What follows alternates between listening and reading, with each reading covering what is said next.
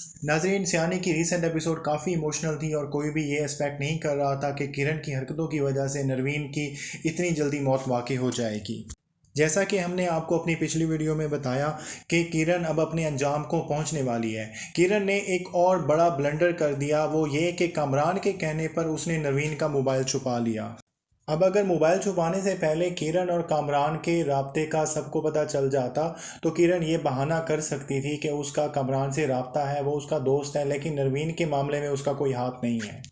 लेकिन नरवीन का मोबाइल छुपाने के बाद अब वो कामरान के जुर्म में ना सिर्फ मज़ीद हिस्सेदार बन चुकी है, बल्कि जब नरवीन का मोबाइल इससे बरामद होगा तो इसका बचना नामुमकिन हो जाएगा। अगले एपिसोड में आप देखेंगे कि ज़ुहैब पूरी कोशिश कर रहा होगा कि वो किसी ना किसी तरह से नरवीन की खुदकुशी का सबब जाने, और ज़ुहैब को कुदरत एक मौका फ़राहम तब करेगी जब किरण कामरान से रब्ता करने की कोशिश करेगी और उससे कुछ बात करने की कोशिश करेगी, जिसके जवाब में कामरान उसको ब्लैकमेल करेगा और उसे कहेगा कि जिस तरह से मैं कह रहा हूँ वैसे करती जाओ, वरना मेरे साथ साथ तुम भी लटक जाओगी। और किरण को उसकी बातों से लगेगा कि वो कहीं पे जा चुका है। जब किरण इस बारे में पूछेगी तो उसका ठीक तरह से कोई जवाब नहीं देगा और वहाँ से गुजरते हुए ज़ुहैब ये सारी वन साइडेड बातें सुन लेगा, जिससे उसको काफ़ी शक हो जाएगा और वो घर में जाकर पूरी कोशिश करेगा कि नरवीन का मोबाइल ढूंढ सके।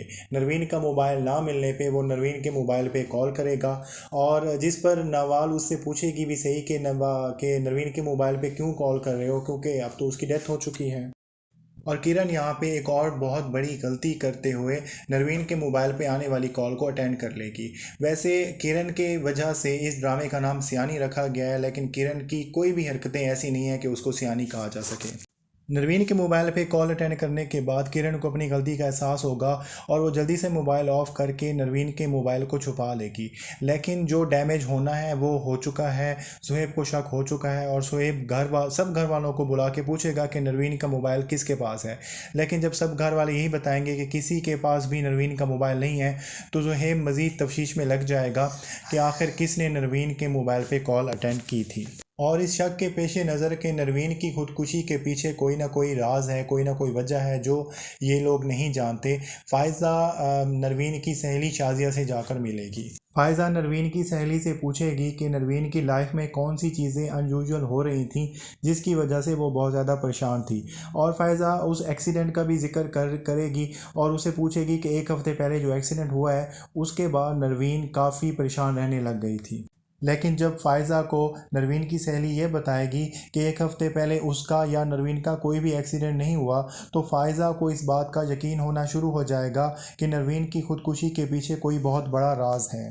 और इसलिए सब मिलकर कोशिश करेंगे कि नरवीन के मोबाइल को ढूंढ निकाला जा सके और अगर नरवीन का मोबाइल नहीं मिलता तो नरवीन के कॉल रिकॉर्ड्स को देखा जाए ताकि पता चल सके कि वो अपनी खुदकुशी से एक दो हफ्ता पहले किस बंदे से ज़्यादा राब्ते में थी।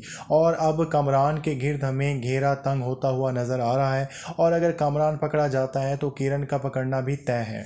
तो नाजरीन, ये थी आज की वीडियो। अगर आपको हमारी वीडियो अच्छी लगी तो हमारी वीडियो को ज़रूर लाइक कीजिएगा। अल्लाह हाफ़िज़।